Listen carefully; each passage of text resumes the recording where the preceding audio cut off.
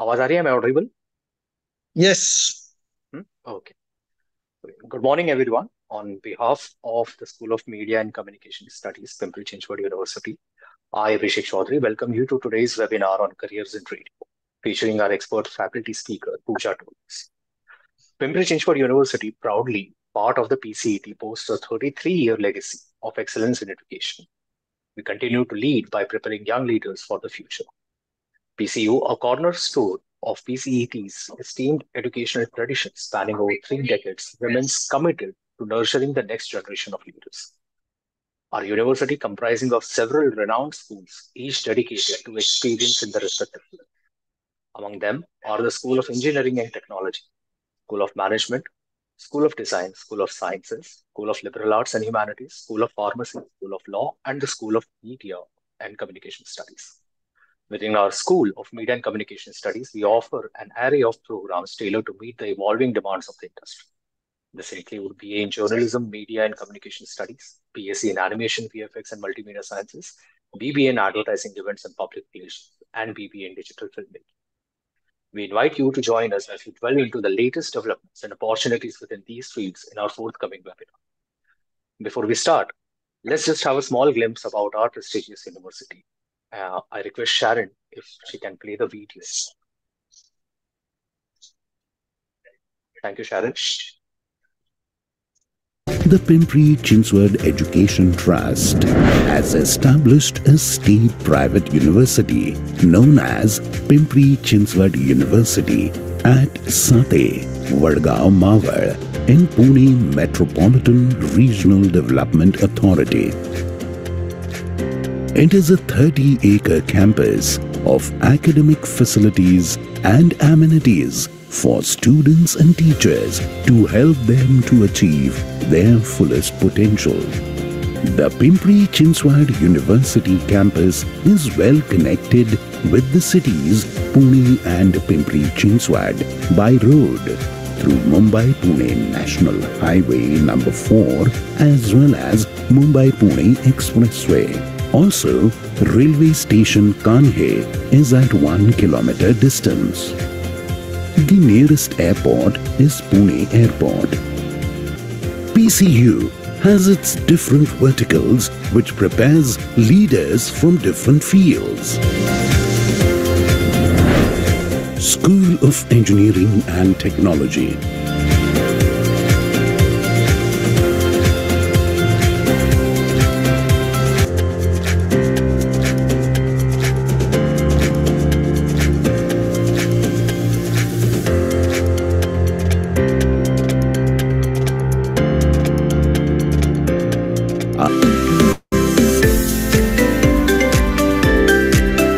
School of Design.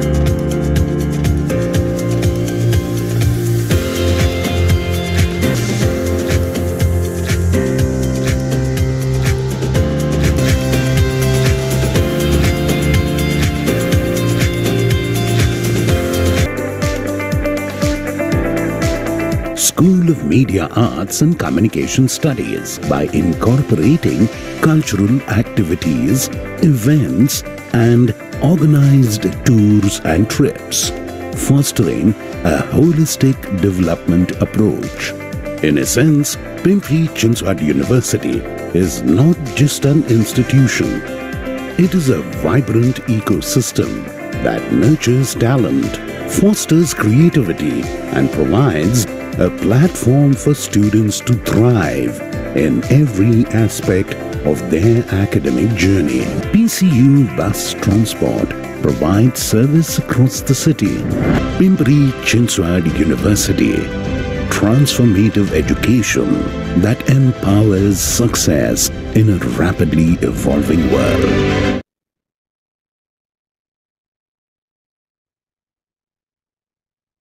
Thank you, Sharon.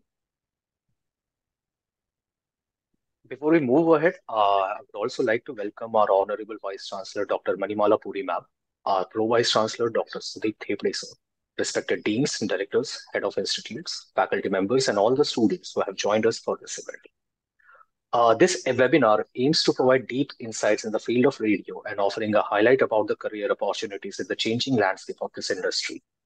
And considering the fact that there are many students who join us from many various regional sectors, regional places of Maharashtra, we have intentionally kept this discussion, this interaction in Marathi.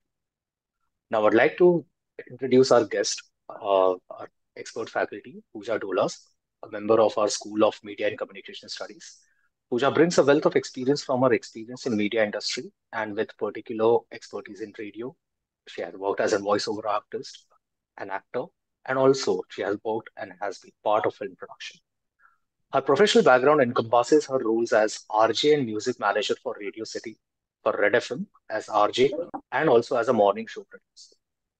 Pooja has also been associated with direction team of renowned filmmaker Nagaraj Manjule for Fandri, Sairat, and Kharbandapuriya. Pooja Dolas is also a co-founder of Parambi Studios. She is presently associated with our School of Media and Communication Studies. And now I welcome Pooja and I'll request Narendra Bandabe sir to carry forward the interaction from here. Welcome Pooja. Thank you sir. आजच्या webinar मध्ये सर्वात जास्त मराठी मुलं आहेत. तर आपण हे आणि तुझं संपूर्ण करिअर जे आहे हे मराठी आरजे म्हणून झालेलं आहे. तर आपण हे मराठीमध्ये करतोय आजचं वेबिनार जे आहे. आणि आम्हाला रेडिओ म्हटल्यानंतर फक्त ऐकणंच माहित असतं. रेडिओ सकाळी आम्हाला लहानपणापासून सवय आहे की रेडिओ सकाळी सुरू व्हायचा 6:30-7 वाजता. आता जनरली ती सवय मोडलेली आहे. प्रवासामध्ये जास्त आपण रेडिओ ऐकत असतो. पण सकाळी 7 वाजल्यापासून रात्री भुले बिसरे गीत पर्यंत आपण तर रेडिओ ऐकायचो अगोदर, जेव्हा विविध भारती वगैरे असायचं. आम्हाला रेडिओ तुझं एकूण करिअर पाहता रेडिओ नक्की स्टेशन कसं असतं, त्याच्यामध्ये कोणकोणते डिपार्टमेंट असतात, हे आमच्या स्टुडंट्सला जर तू सांगितलंस तर ते बरं होईल. तर आपण रेडिओचं स्ट्रक्चर कसं असतं हे सांगू आणि नंतर मग तू एलॉबरेट कर की कोण कोण काय काय करतं ते. नक्कीच नक्कीच. सगळ्यात आधी थँक्यू हे वेबिनार घेण्याची आणि इतक्या जणांशी बोलण्याची संधी मिळाली आहे मला. ओके, आपण रेडिओकडे बोलूयात. खरं तर आकाशवाणीपासनं सगळ्यांच्या आठवणी आहेत आपल्या. क्रिकेट मॅचेस आपण रेडिओवर ऐकायचो. बातम्या ऐकण्यासाठी जेव्हा टेलिव्हिजनही नव्हता तेव्हा रेडिओ एक्झिस्ट करत होता आणि अगदी कान देऊन बातम्या काही काळाकरता आपण तिथे ऐकायचो. बॉलिवूडचं किंवा अदरवाईज जे म्युझिक आहे ते आपल्यापर्यंत रेडिओवरनं पोचायचं. तर तो काळ होता. आणि त्यानंतर जेव्हा रेडिओ मोबाईलवर आला आणि FM रेडिओ एंटर झाला, त्यानंतर रेडिओ लिटरली आपण पॉकेटमध्ये घेऊन फिरायला लागलो. सो अशा पद्धतीने हा रेडिओ खरं तर इव्हॉल्व्ह झाला आणि आता तो काळाप्रमाणे अधिक बदलायला लागलेला आहे.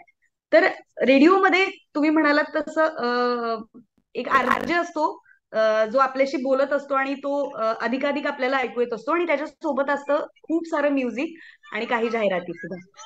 तर रेडिओमध्ये जनरली म्हणजे असं असतं ना की फिल्ममध्ये काम करताना ऍक्टर्स आपल्या ओळखीचे असतात कारण त्यांचे चेहरे आपल्या समोर येत असतात. पण त्यांच्या मागे जवळपास 300-350 लोकांची टीम जी असते ती काम करत असते त्यांच्यासाठी. तसंच रेडिओचं पण असतं. रेडिओचा जो फेस असतो तो म्हणजे त्याचा आरजे आणि त्याचं म्युझिक. तर हे सगळं मॅनेज करण्यासाठी रेडिओची अख्खी एक टीम काम करत असते. कम्पॅरेटिव्हली ही टीम छोटी असते. म्हणजे टेलिव्हिजन किंवा वर्तमानपत्र किंवा इतर मास कम्युनिकेशनची जी आपली जी माध्यमं आहेत त्यापेक्षा ही टीम छोटी असते, पण अत्यंत कॅलिबर असलेली स्ट्रॉंग आणि महत्वाची टीम ही असते. रेडिओमध्ये सुद्धा एक काही डिपार्टमेंट्स असतात सर. म्हणजे प्रोग्रामिंग डिपार्टमेंट असतं जे क्रिएटिव्ह कामाशी संलग्नित असतं. मार्केटिंग टीम असते, सेल्स टीम असते आणि बाकीची टेक्निकल टीम असते. पण आता मला वाटतं आपण प्रोग्रामिंग टीम विषयीच बोलूया, as we are talking about the creative work more right here. So या टीम मध्ये अर्थातच जो चेहरा असतो किंवा आवाज असतो रेडिओचा तो म्हणजे आरजे असतो. रेडिओ जॉकी म्हणतात त्याला. त्याबरोबर शो प्रोड्युसर्स असतात. आता शो प्रोड्युसर म्हटलं की आपल्याला वाटतात जे पैसे देतात ते प्रोड्युसर असतात. तर इकडे असं नाहीये. ते फिल्मचं गणित वेगळं असतं. इथे प्रोड्युसर म्हणजे जो शोचा कंटेंट डिझाईन करतो. शोचा कंटेंट आता आपल्याला जनरली वाटतं की बुवा जे बोलतात ते काय मनाला येईल तसं बोलतात बाबा. खूप कॅज्युअल टॉक असतो तो सगळा. तो ऍक्च्युली त्या फॉर्मॅटमध्ये असतो कारण लोकांना ते तसंच वाटावं, हसत खेळत बोलणं. पण तो अत्यंत विचार करून केलेला, डिझाईन केलेला ते सगळं बोलणं असतं आणि ते महत्वाचं काम त्या शो प्रोड्युसरकडे असतं. त्याबरोबर म्युझिक मॅनेजर नावाचा एक महत्वाचा मेंबर असतो त्या टीम मध्ये. त्याबरोबर कॉपी रायटर असतो, साऊंड इंजिनियर असतो, प्रोग्रामिंग डिरेक्टर असतो, तो या सगळ्या प्रोग्रामिंग टीमला सांभाळत असतो, त्यांना लीड करत असतो. तर असे हे काही जण असतात रेडिओच्या एका प्रोग्रामिंग टीम मध्ये. आता तू ज्या पद्धतीने सांगितलंस की रेडिओ प्रोड्युसर असतात तेव्हा रेडिओ प्रोग्रामर असतात, तर एका एका आपण डिपार्टमेंट बद्दल बोलू. आपण सुरुवात करू की रेडिओचं एकूणच स्ट्रक्चर कसं चालतं, रेडिओ स्टेशनचं स्ट्रक्चर कसं चालतं. जसं आमच्या न्यूज चॅनलमध्ये की आमचे एडिटर्स आम्हाला टास्क देतात, रिपोर्टरला टास्क देतात किंवा प्रोड्युसर्सला जे असाइनमेंट असतात त्यांना टास्क असतात. तर रेडिओची सकाळ कशी सुरुवात होते किंवा तुमचं प्रोग्रामिंग प्लॅनिंग कसं होतं आणि ते आरजे पर्यंत आणि प्रेक्षकांपर्यंत, आरजे मार्फत प्रेक्षकांपर्यंत कसं पोहोचतं, हे आम्हाला रेडिओमध्ये जर एखाद्याला काम करायचं असेल तर त्याला नक्की काय काय प्रक्रिया असते रेडिओ स्टेशनची, ही आम्हाला समजावून सांग. ओके, एक 2-3 प्रश्न तुम्ही सलग विचारले. मी पहिल्यांदा आधी पहिल्या प्रश्नाचं उत्तर देते की हे कसा रेडिओ सकाळपासून काम करतो. तर मुळात काय असतं, रेडिओमध्ये वेगवेगळे शोज असतात आणि ते वेगवेगळे आरजेस जे असतात होस्ट करत असतात. त्या सगळ्या शोज मध्ये वेगवेगळी गाणी वाजतात. आता या प्रत्येक शोला काही थीम ठरवून दिलेली असते. त्याचं प्रत्येक शोचं एक कॅरेक्टर असतं.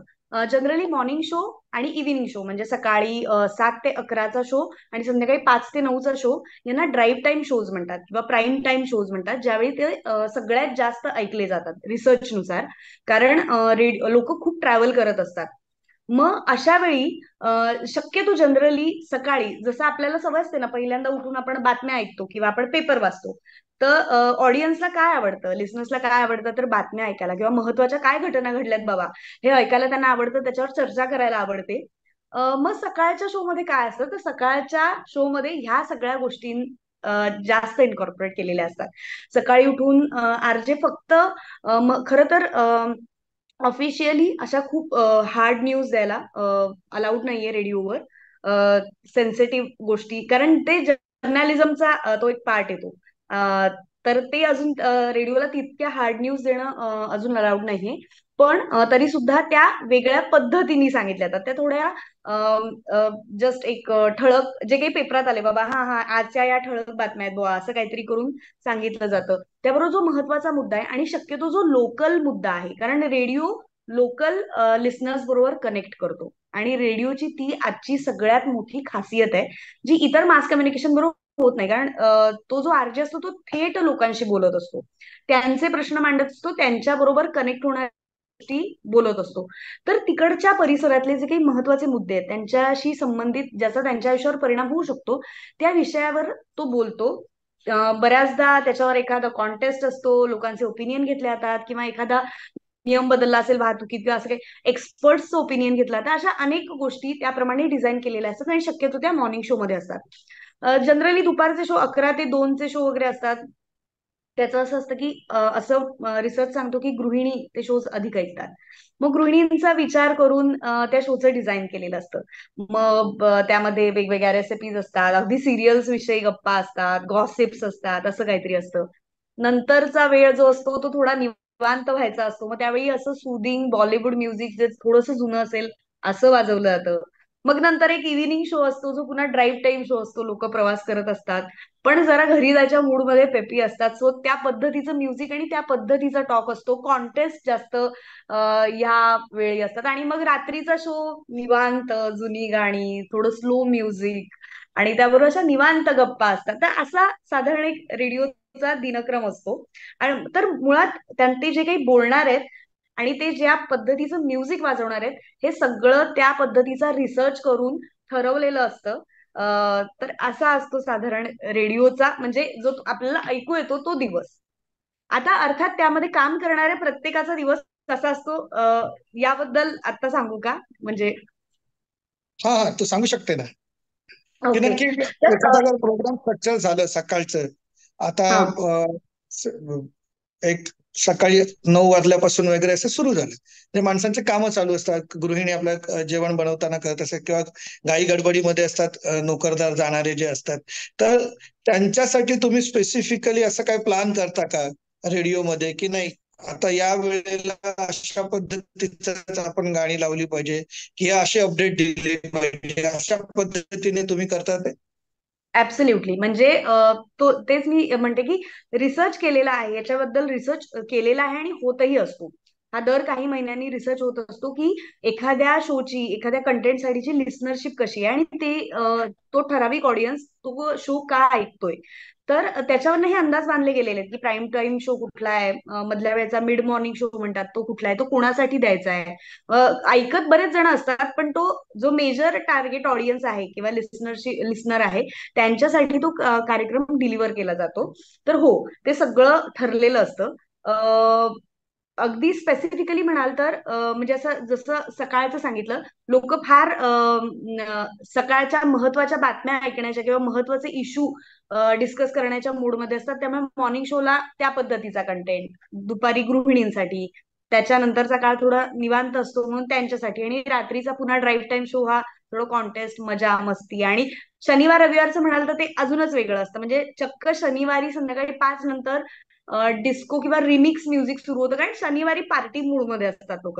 तर हे सगळं FM, हो, चॅनल हे सगळं लक्षात घेऊन आणि ऍब्सल्युटली ऑडियन्स स्पेसिफिक असा कंटेंट डिलिव्हर करतात. अच्छा. मग आम्हाला एक जाणून घ्यायला आवडेल की नक्की तुझं कसं करिअर घडलं, तू रेडिओमध्ये कशी आलीस, काय काय काय काय काम केलं रेडिओमध्ये, हे हे आम्हाला जाणून घ्यायला. तुझी रेडिओची सुरुवात कशी झाली? मी मी मास कम्युनिकेशन, जर्नलिझम आणि मास कम्युनिकेशनचं माझं शिक्षण चालू असताना आमच्या जवळच रेडिओ स्टेशन एक नवीन सुरू झालं होतं, रेडिओ सिटीचं, अहमदनगरला. आणि तिकडे असे ओपनिंग सुरू झाले आणि आम्ही म्हटलं ऑडिशन देऊन तर बघावी. ऍक्च्युली मी लहानपणापासून थिएटरमध्ये काम करते आणि असं म्हणजे परफॉर्मन्स करणं हा माझा पोट्रे आहे. तर असं होतं, एक थोडं बॅकग्राऊंड, थोडी तयारी होती. मास कम्युनिकेशनच्या कोर्समुळे थोडा अभ्यास होता आसपासच्या गोष्टींचा आणि एखाद्या गोष्टीकडे म्हणजे त्या अभ्यासू नजरेने बघायचा. याचा फायदा मला रेडिओमध्ये येण्यासाठी नक्की झाला. मी जेव्हा रेडिओमध्ये गेले, मुळात त्यांनी माझा बायोडाटा बाजूला ठेवून दिला. आपण जनरली नोकरी मागायला गेलं की असं असतं ना, बुवा बायोडाटा सरकवतो पुढे.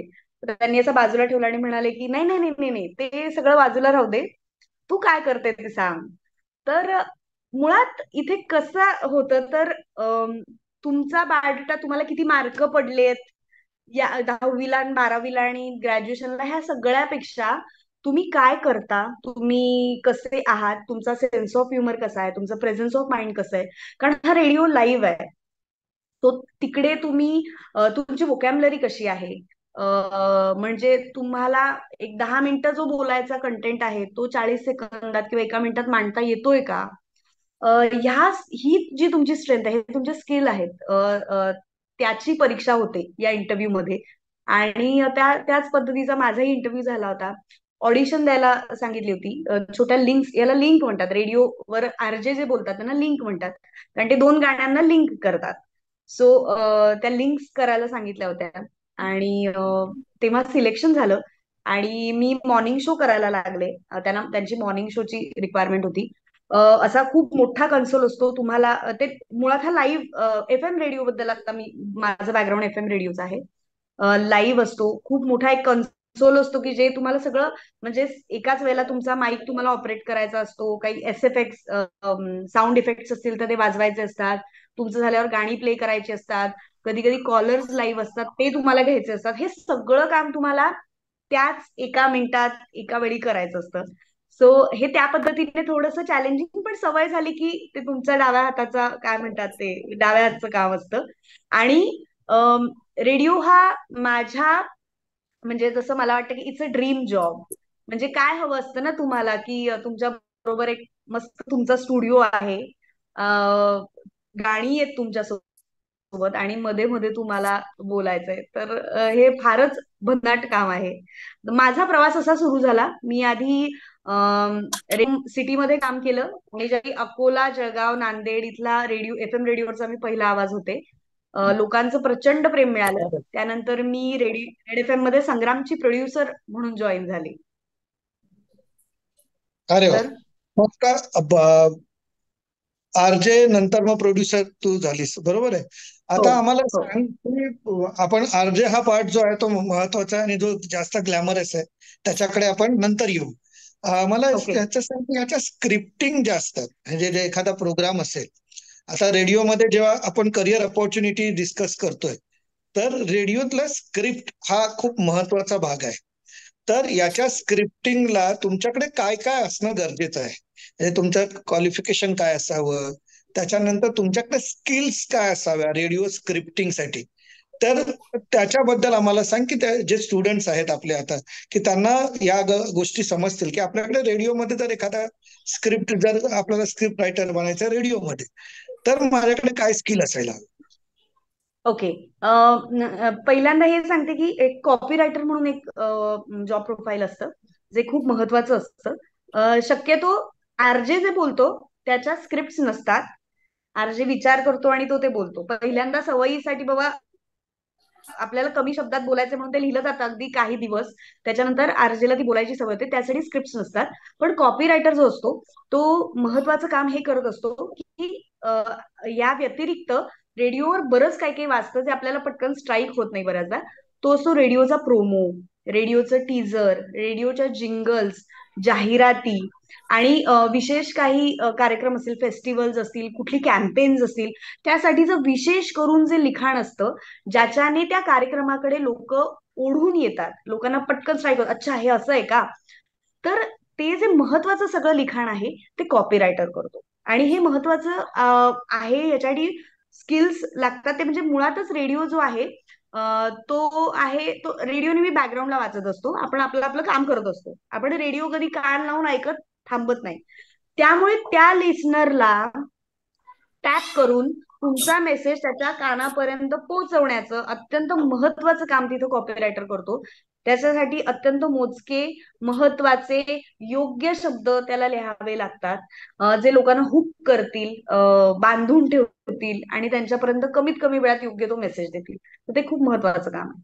हो. आणि त्यासाठी तुमचं वोकॅब्युलरी चांगली लागते, तुमची भाषा चांगली लागते, तुमचं ऑडियन्स बद्दलचं ज्ञान महत्वाचं असतं, की सध्या काय ट्रेंडिंग आहे, कुठले शब्द चालतात, कशासाठी काय म्हटलं जातं. तर ह्याचं नॉलेज तुम्हाला पाहिजे. ओके. आणि दुसरं महत्वाचं म्हणजे मग हे सर्व आरजेकडे येतं. आरजेला तुम्ही इनिशियल दिवसांमध्ये स्क्रिप्ट देता असं तुम्ही सांगितलं, आणि नंतर मग तुम्ही तो आरजेला त्याची सवय होते. आता महत्वाचा भाग राहिला तो आरजेचा. आरजे कसं बनायचं? एक तर रेडिओ जॉकी असं का त्याला म्हणतात, जॉकी असं का म्हणतात, आणि दुसरी गोष्ट म्हणजे हे बनण्यासाठी काय स्किल लागेल स्टुडंट्सला. ओके. जॉकी कारण तो शो रन करत असतो. खरं तर लोकांना असं वाटतं की आरजे खूप बोलतात बाबा, असं वाटतं लोकांना. पण मी एक इंटरेस्टिंग गोष्ट सांगू इच्छिते की रेडिओ जॉकीज जे आहेत ते अख्ख्या 4 तासाचा जनरली शो असतो, तर 4 तासात फक्त 16 मिनिटं बोलतात. एका तासात ते फक्त 4 मिनिटं बोलतात. तर त्यामुळे ते खूप खूप बोलतात असं खरं तर नाहीये. रेडिओ जॉकी बनण्यासाठी तुमच्याकडे काही महत्वाच्या क्वालिटीज असायला लागतात, ज्यामध्ये तुमचा सेन्स ऑफ ह्युमर चांगला लागतो, तुमचा प्रेझेन्स ऑफ माइंड चांगला लागतो, तुम्हाला आसपास जे काही चाललंय लोकल पासून ग्लोबल पर्यंत त्या सगळ्याची माहिती असावी लागते.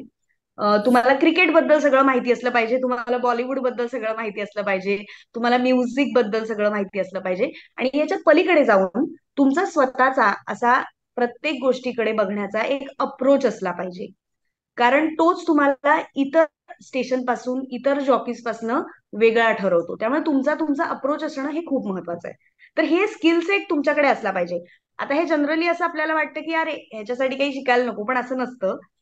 होतं असं की तुम्ही काहीतरी, म्हणजे आता मीडिया मधलं समजा शिक्षण घेतलं तर त्याचा यासाठी फायदा नक्की होतो. कसा होतो, तर आपण जेव्हा एखादं जनरली मास कम्युनिकेशन सारख्या एखाद्या कोर्सचं जेव्हा शिक्षण घेतो तेव्हा आपण त्या माध्यमाचा अभ्यास करत असतो. म्हणजे टेलिव्हिजन म्हणून एखादं माध्यम कसं वागतं, तर नुसतं बघायचं कसं यापेक्षा ते काम कसं करतं याच्याकडे आपण बघत असतो. तर मग यामध्ये जो अभ्यास होतो आपल्या माध्यमांकडे बघायचा, बातम्यांकडे बघायचा, जगाकडे बघायचा, त्याने आपला पर्स्पेक्टिव्ह, आपला दृष्टिकोन जो असतो तो शेपअप होत असतो. आणि याचाच उपयोग तुम्ही रेडिओत काम करा, टेलिव्हिजन मध्ये करा, न्यूज पेपरमध्ये करा, फिल्मसाठी करा, तर त्यासाठी हा उपयोग जास्त होतो.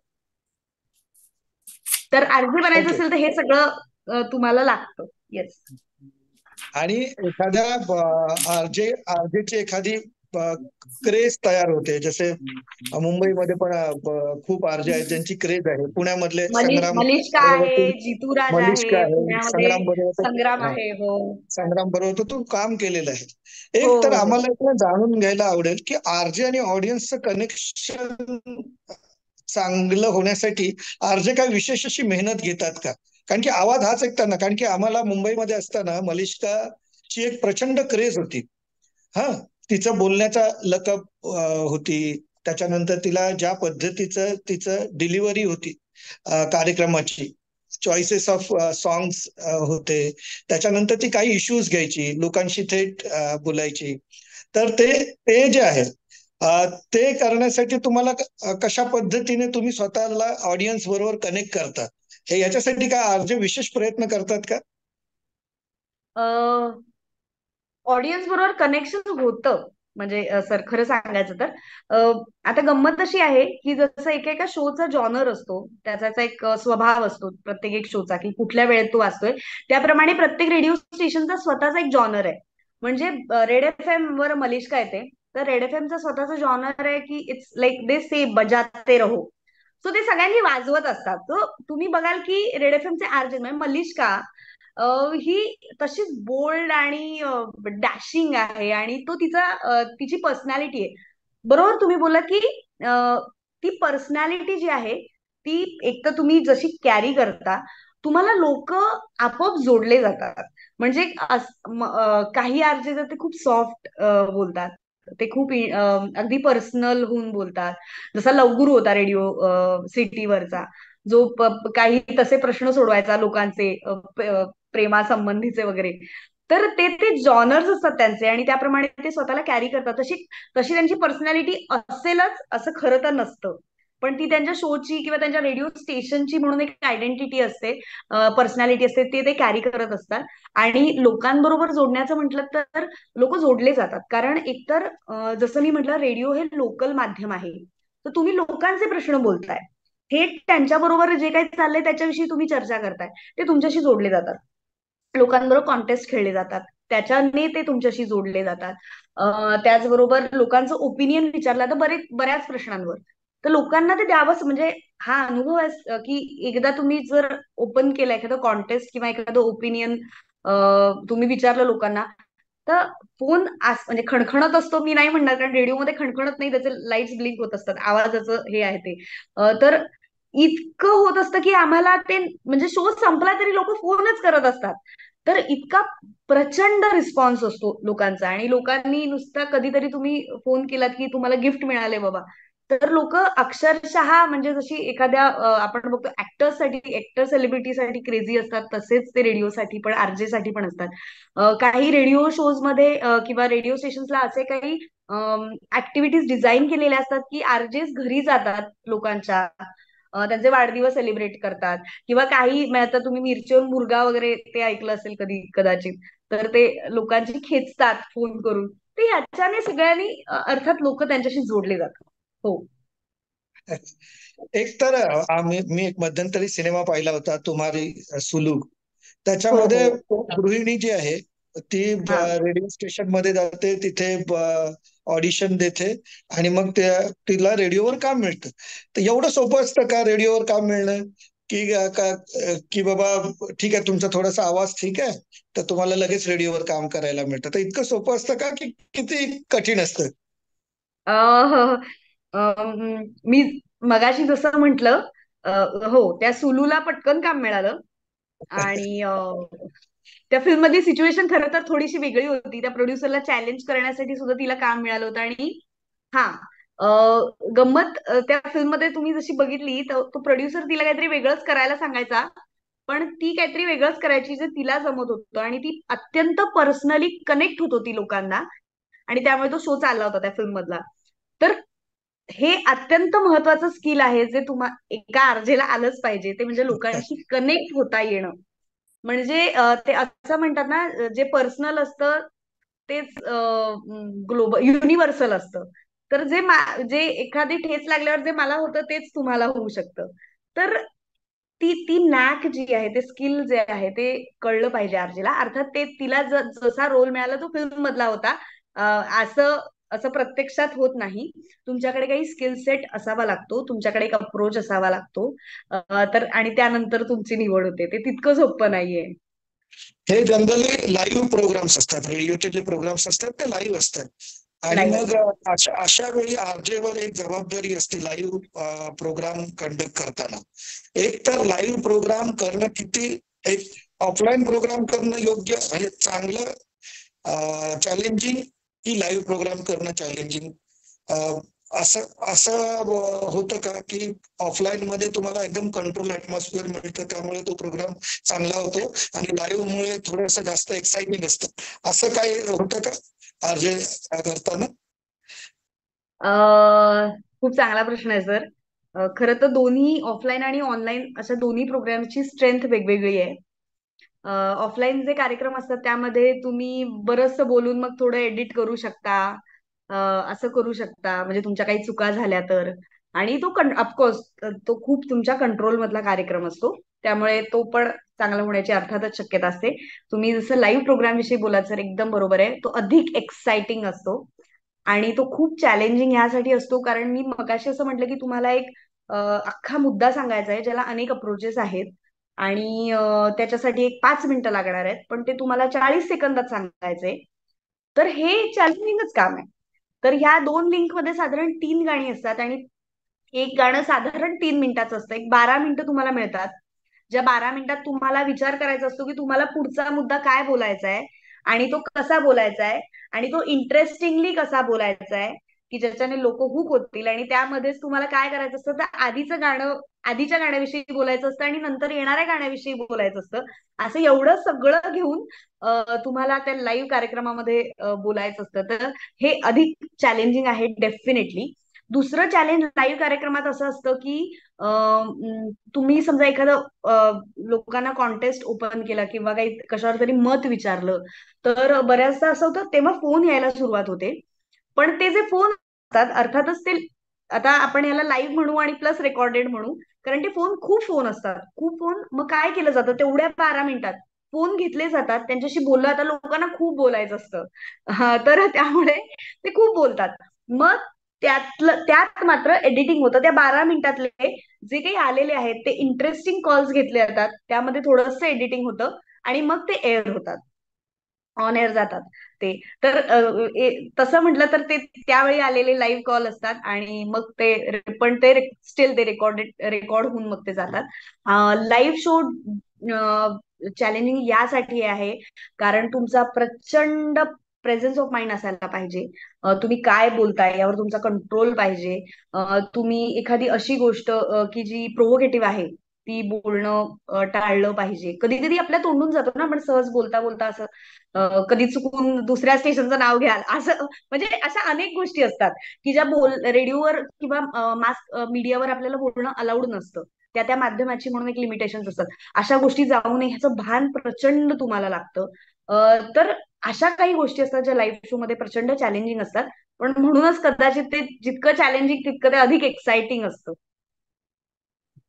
तुम्हाला काय असा अनुभव आला होता का की बाबा प्रोग्राम करताना असा एखादा ऑड कॉल आला असेल, किंवा बाकीचं काय वेगळंच भलतंच प्रेक्षक बोलायला लागला, असा काय अनुभव आलेले आहेत तुम्हाला? अनुभव खूप आले, पण आता माझ्या एकदम लक्षात येत नाहीयेत. आता मला 12 वर्ष झाली सोडून. पण हो, खूप अनुभव आलेत, खूप अनुभव आले. हो. एक तर रेडिओ इव्हॉल्व्ह करतोय, जे अगोदर फक्त रेडिओ हे माध्यम होतं लोकांशी कनेक्ट करण्याचं. नंतर टेलिव्हिजन जेव्हा आलं तेव्हा लोकांना असं वाटलं की नाही, आता काय रेडिओ कोण ऐकणार, कोण बघणार, कोण आता तर बघण्याचं माध्यम आलेलं, माझा आवाजाचं हे गेलं. इंटरनेट आलं त्याच्यानंतरही लोकांना असं वाटायला लागलं की रेडिओचं काय होणार. पण तरीही आज ही असंख्य हजारो रेडिओ स्टेशन या जगामध्ये आहेत. भारतामध्ये त्याची संख्या शेकडो आहे.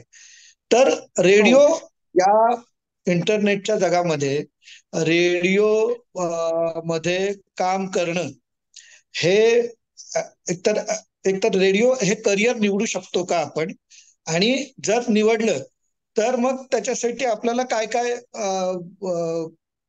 तयारी करावी लागेल. कारण की आज ओके. इंटरनेटचं जग आहे.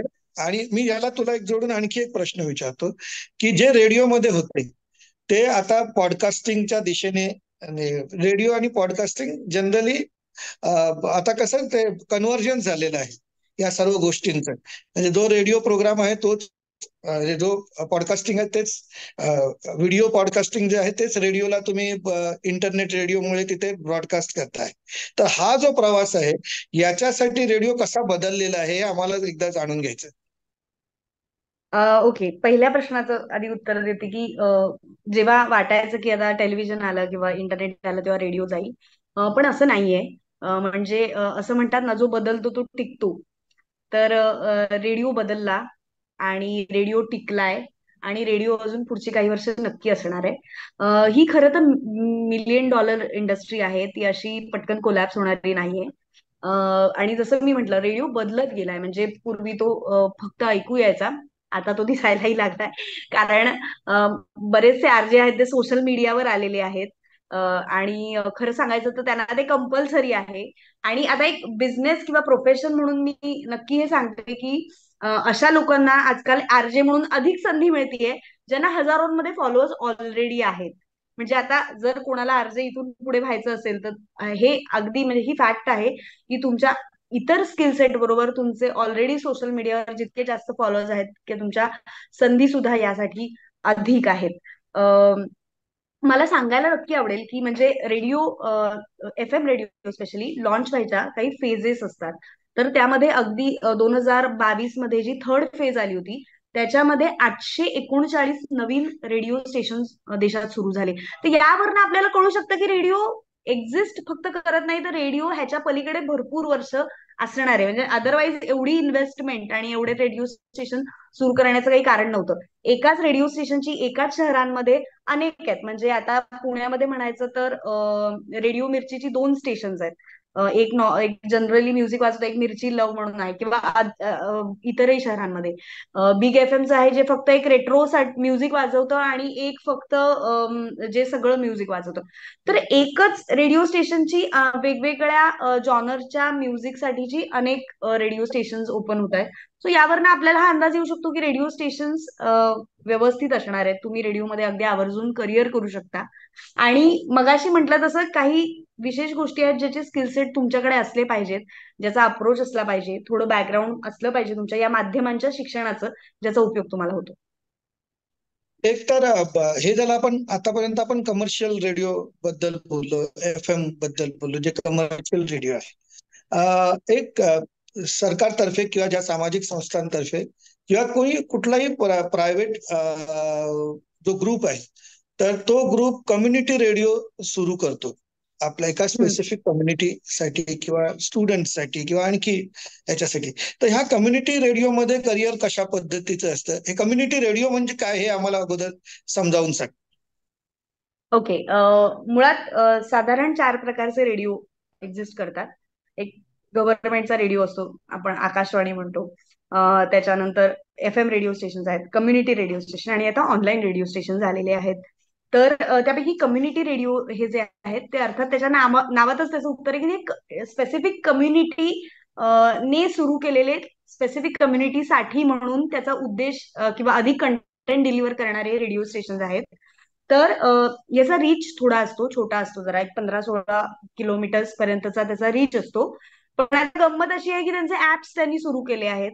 सो हे कम्युनिटी रेडिओ थ्रू ऍप्स जगभरात पोहोचतात. तसं म्हटलं तर त्यांचा रीच हा 15-16 किलोमीटर पर्यंत राहिलेलाच नाहीये. तर असं आहे की शैक्षणिक संस्था किंवा NGOज हे कम्युनिटी रेडिओ स्टेशन सुरू करतात. त्यांना खूप कमर्शियल होता येत नाही, कारण मुळात ते सामाजिक संदेश जो आहे म्हणजे तो क्रिएट करण्यासाठी त्यांची निर्मिती झालेली आहे. त्यांना गव्हर्नमेंटचं फंडिंग असतं आणि त्याच्याबरोबर मग ते NGO ते रन करतात. अशा पद्धतीचं साधारण त्याचा मूळ उद्देश आहे. सो इथे जाहिराती खूप नसतात, गाणी असतात, आणि अधिकाधिक लोकांना म्हणजे तिथल्या लोकांना तिथल्या कम्युनिटीला सामावून घेत त्यांचे प्रश्न मांडत त्यांच्यासाठी कंटेंट निर्माण करणारे हे कम्युनिटी रेडिओ स्टेशन असतात. याची टीम अधिक छोटी असते असं आपण म्हणू शकतो, कारण मुळात हे कमर्शियल नाही आहेत. हे एका उद्देशाने सुरू झालेले आहेत. सो इथे पण अर्थातच हीच सगळी टीम बऱ्यापैकी काम करते, पण ही टीम जरा छोटीशी असते. अशा पद्धतीने याचं काम चालतं. अच्छा, आपण आता पुन्हा एक आरजेच बद्दलचा माझा एक प्रश्न आहे जो मला बर सतत हे विचारावं असं वाटलं.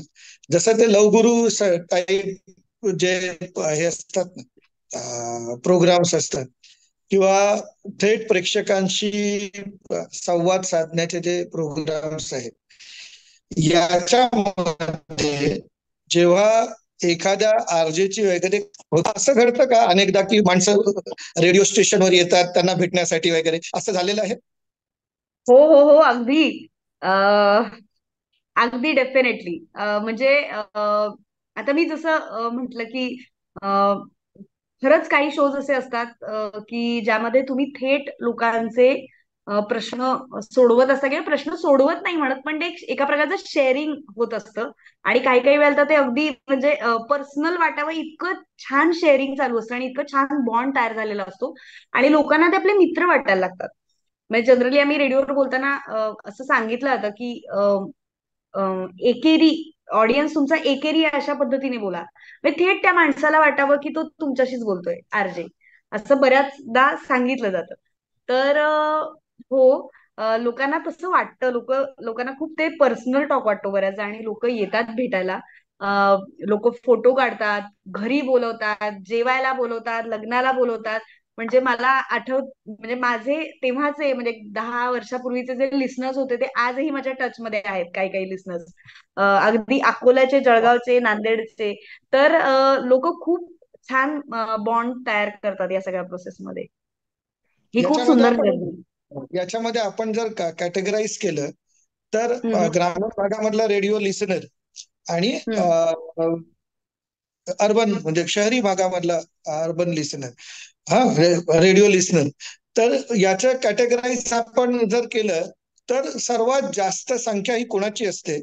कोणाची असते म्हणण्यापेक्षा की कुठले लोक जास्त तुम्हाला अप्रोच होतात प्रोग्राम नंतर किंवा प्रोग्रामच्या दरम्यान, हा म्हणजे रिॲक्टरी जो ऑडियन्स आहे तो कुठला जास्त असतो, ग्रामीण भागातला असतो किंवा याच्यामधला असतो, शहरी भागातलं असतं? कारण की तू दोन्ही ठिकाणी काम केलेलं आहे, जळगाव, अहमदनगर, या सर्व अकोला विकोला याच्यामध्ये केलेस, नंतर पुण्यामध्ये पण तू मेन रेडिओ स्टेशन मध्ये शहरामध्ये काम केलेस.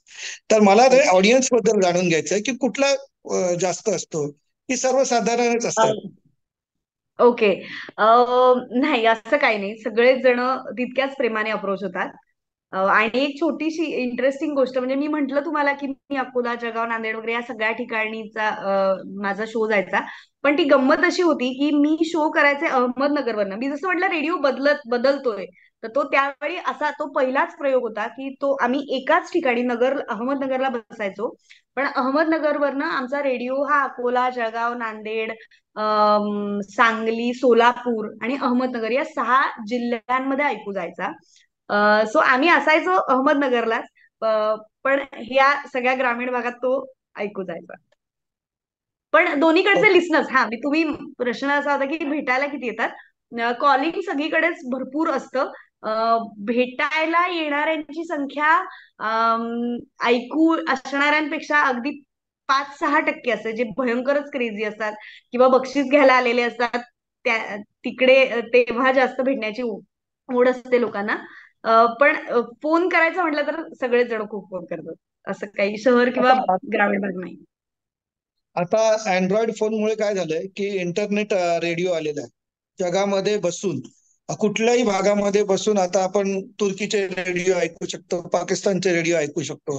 हा, Absolutely. ऑडियन्स यामुळे असा डायव्हर्ट झालाय का? म्हणजे असं समजा आपण एक हे करूया की कॅटेगराईज करूया की एक मराठी ऑडियन्स आणि इतर भाषेतला ऑडियन्स, याच्यामध्ये तुम्हाला ऑडियन्सशी कनेक्ट करून राहण्यासाठी, कारण की एखादा, जसं इथे पण कॉम्पिटिशन असेल ना, जेव्हा ऑडियन्सला चॉईस मिळतोय वेगवेगळ्या पद्धतीने, तेव्हा बरोबर. तेव्हा एखाद्या रेडिओ स्टेशन मध्ये कशा पद्धतीची आखणी केली जाते प्रोग्राम संदर्भामध्ये, की आम्हाला, आम्ही आमच्या, म्हणजे आमचा ऑडियन्स, कारण की तुमच्या पुण्यामध्ये पण अनेक वेगवेगळे स्टेशन्स आहेत, तर असे ते एकमेकांशी कसे कॉम्पिटिशन करत असतात, मग त्याच्यासाठी वेगळी प्रोग्रामची आखणी केली जाते का?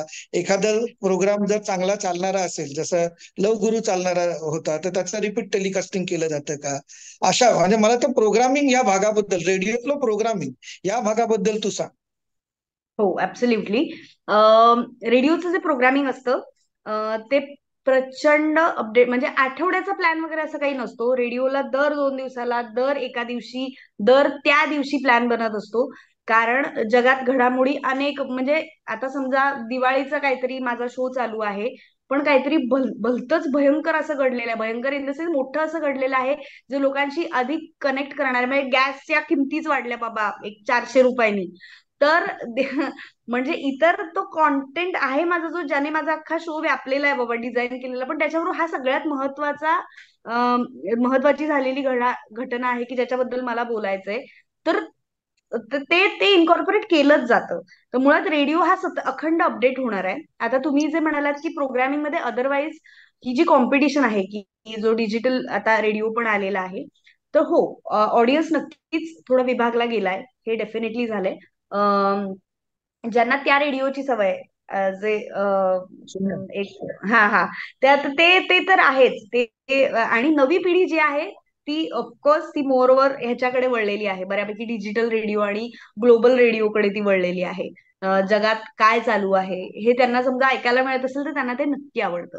आता ह्या म्हणजे आपल्या लोकल रेडिओ बद्दल जर म्हणाल, तर मी जसं म्हटलं, काय केलं जातं, तर ह्या नवीन ऑडियन्स पर्यंत पोहोचण्यासाठी रेडिओ सोशल मीडियावर पण आलाय, रेडिओ दिसायला पण लागलाय.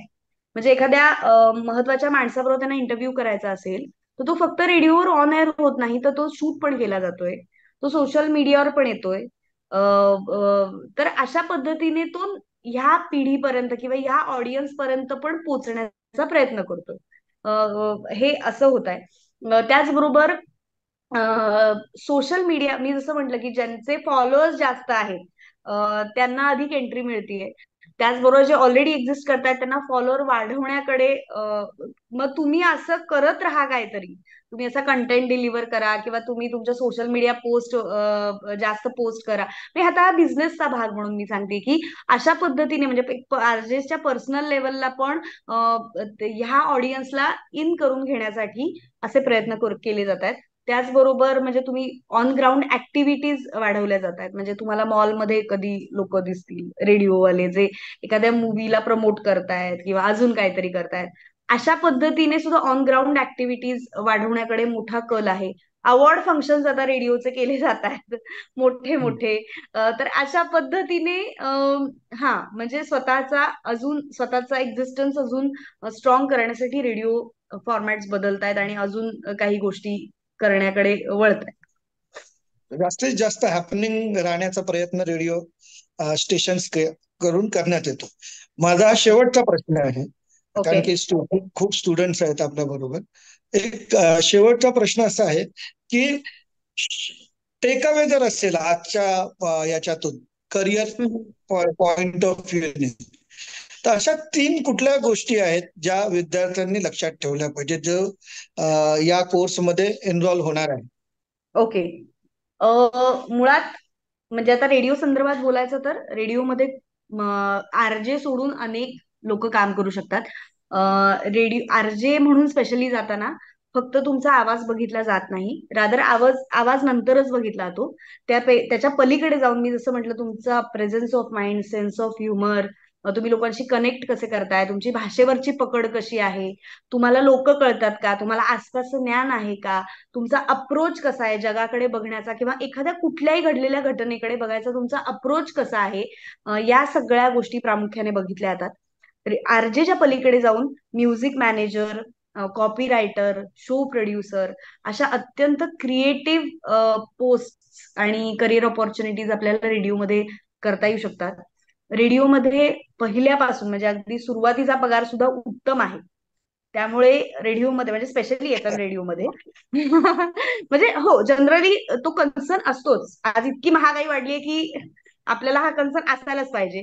तर रेडिओमध्ये चांगल्या पगाराच्या नोकऱ्या खरंच करता येतात आणि त्या असतात, उपलब्ध आहेत. तुम्ही गावात असलात तरी रेडिओ तिथे एक्झिस्ट करतोय. कारण हे लोकल आहे, रेडिओ हे माध्यम लोकल आहे. तर तुम्ही गावात असाल तरी तिथे तुम्ही हे काम करू शकता, शहरात असाल तरी तुम्ही तिथे हे काम अगदी आवर्जून करू शकता. आणि हे सगळं करण्यासाठी एक अप्रोच डेव्हलप होण्यासाठी, ही माध्यमं समजून घेण्यासाठी एक चांगलं शिक्षण मात्र तुम्ही नक्की घेतलं पाहिजे. ह्या माध्यमांचा अभ्यास थोडा नक्की केला पाहिजे. खूप वाचन केलं पाहिजे, खूप ऐकलं पाहिजे, चांगल्या लोकांना समजून घेतलं पाहिजे. कारण ह्या सगळ्या गोष्टीतनं आपले अप्रोचेस आणि आपलं अपग्रेडेशन होत असतं. Yes, these are the things. धन्यवाद धन्यवाद पूजा, तुझ्यामुळे आम्हाला रेडिओ समजला, रेडिओमध्ये काम कसं होतं हे समजलं. आणि दुसरी गोष्ट म्हणजे रेडिओमध्ये फक्त आरजे नव्हे तर इतर वेगवेगळे जे डिपार्टमेंट असतात ते समजून घेता आले आम्हाला. त्याबद्दल thank you very much. Abhishek, now you can conclude the meeting. It was a very insightful and very engaging interaction that we had. Thank you, Pooja. As we approach to the end of our webinar, I am honored to deliver this vote of thanks. First, I would like to extend my gratitude to our expert, Pooja. Your insights and experiences have been incredibly enriching. Thank you for sharing and highlighting the insights of the radio industry. A special thanks goes to the founders and the PCT Board of Trustees, as well as our Honorable Vice Chancellor, Dr. Manimala Puri ma'am, and Pro Vice Chancellor, Dr. Sudeep Thepre sir, for making this event possible. I'm also grateful to Professor Narendra Pandave sir, and I would also like to extend my thanks to all the deans, directors, heads of institutes, faculty members from the various schools of PCU whose presence has greatly supported us. Special appreciation to our faculty member, Professor Nidhi. A big thank you to our marketing and admission team for their relentless effort in promoting the event, and IT team for providing the necessary technical support. Lastly, I would like to thank all the students who attended and enriched this session with their participation. For those with additional queries about the course, please feel free to connect with us through our official website and our official social media platforms. Thank you, everyone. Have a wonderful day.